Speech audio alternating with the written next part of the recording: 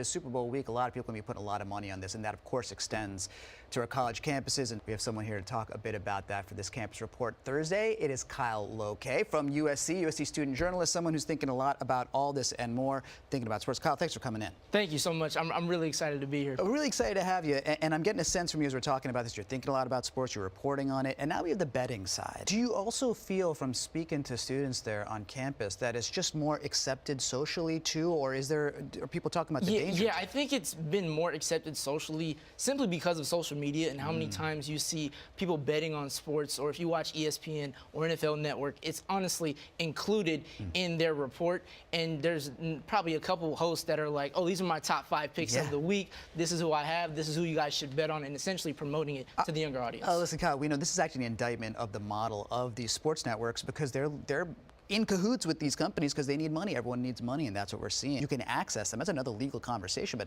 that's becoming a bigger deal too. Yeah, it definitely has within the younger generation, specifically between 18 to 22-year-olds.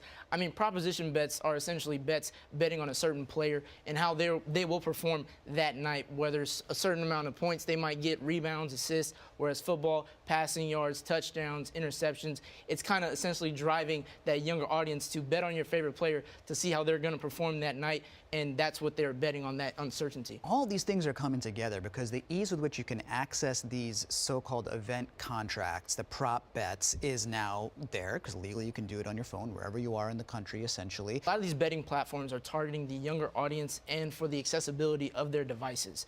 And like you mentioned, these proposition bets, there's many apps that kind of have this platform under their platform to bet on certain players, and that's where the younger audience is catering to. Yeah, we don't know which direction sports betting is heading, but we do know which direction television sports journalism is heading. It's where Kyle Lokay is sitting because you're doing a great job with all this. Thank you so much for coming on. Thanks for the report. Looking forward to talking to you maybe a little later in the semester. Yes, for sure.